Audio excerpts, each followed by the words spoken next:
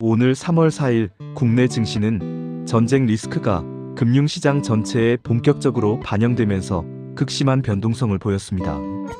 전날 미국과 이란 간 충돌이 전면전 우려를 키우자 지정학적 리스크가 확산되었고, 이는 국내 증시에 즉각적인 영향을 줬습니다. 특히 중동발 불확실성이 에너지물 가금리 경로를 모두 자극하면서 위험 자산에 대한 회피 심리가 아주 강하게 나타났습니다.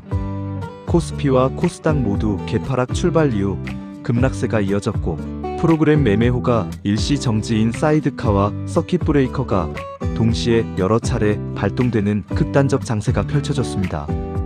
코스피는 개장 직후부터 급락하며 8% 이상 하락폭을 기록했고, 장중 12%대 급락까지 이어졌습니다.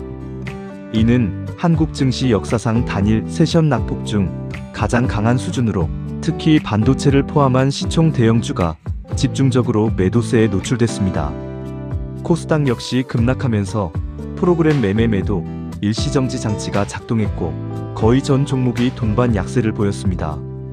이 격렬한 하락 배경에는 확대된 지정학 리스크가 가장 크게 작용했습니다. 미국과 이란의 군사 충돌이 단순 교전 수준을 넘어 전면전 우려로 확대되자 국제유가가 급등했고, 이는 원유 수입 비중이 큰 한국 경제에 대한 부담을 급격히 높였습니다. 유가 상승은 인플레이션 압력 재부각으로 이어지고 결국 통화정책 불확실성을 키우게 됩니다. 실제로 브렌트유가 $80대를 넘어서며 금융시장 전반이 위험 회피 성향을 강화했습니다. 이런 일련의 지정학적 이슈는 코스피 대형주에도 직접적인 영향을 미쳤습니다. 대표적으로 삼성전자와 SK하이닉스는 이날 매도 압력이 집중됐습니다. 최근까지 강세를 이어가며 신고가를 경신하기도 했던 두 종목은 리스크 회피가 우선시되면서 장중 큰 폭으로 하락했습니다. 외국인 투자자들이 대규모로 포지션을 축소했고, 개인과 기관이 이를 일부 받아내는 움직임도 있었으나 상승 흐름으로 전환되지는 못했습니다. 자동차 업종의 흐름도 극단적이었습니다. 현대자동차는 장 초반 급락 흐름이 나타났고, 세계적인 성장 둔화 및 자동차 수요 둔화 우려가 겹치며 하락폭이 컸습니다. 반도체, AI 업종에 비해 상대적으로 방어적 성격으로 분류되지 않는 섹터이기 때문에 리스크 오프 환경에서는 매물이 집중되는 경향이 나타났습니다. 결과적으로 현대차는 다른 대형주보다 더 큰 낙폭을 기록했습니다. 원화 환율도 동반 급등하는 모습을 보였습니다. 투자자들이 안전자산으로서 달러를 선호하면서 원달러 환율이 1,500원을 돌파하는 등 외환시장에서도 급격한 변화가 나타났습니다.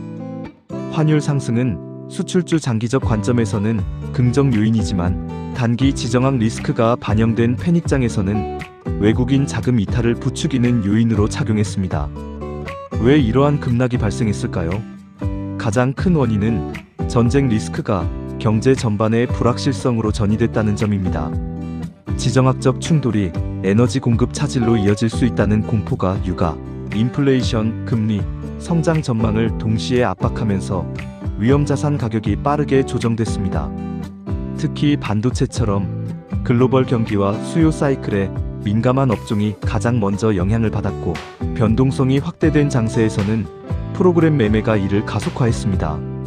이런 급락장이 단순한 일부 종목의 조정이나 기술적 조정인지 아니면 장기 추세 변화 신호인지는 아직 판단하기 이르지만, 오늘의 급락폭과 사이드카 서킷 브레이커 발동은 투자 심리가 극도로 위축돼 있다는 신호입니다. 단기적으로는 안전자산 선호 흐름이 이어질 수 있으며, 장기적으로는 지정학 리스크 진정 여부가 시장 안정의 핵심 변수입니다. 그 외 주요 변수로는 글로벌 중앙은행들의 통화정책 스탠스가 있습니다. 이번 지정학적 리스크 확산은 인플레이션을 다시 자극할 가능성을 높였고, 그 결과 연준을 비롯한 주요 중앙은행이 금리 인하 시점을 더욱 뒤로 미룰 수 있다는 우려를 키웠습니다.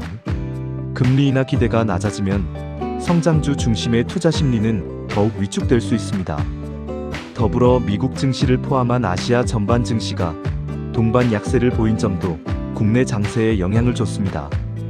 주요 해외 지수들이 전날부터 급락 흐름을 보이며 위험자산 회피 심리가 확산된 가운데 그 여파가 국내 시장에 그대로 전이된 것으로 해석됩니다.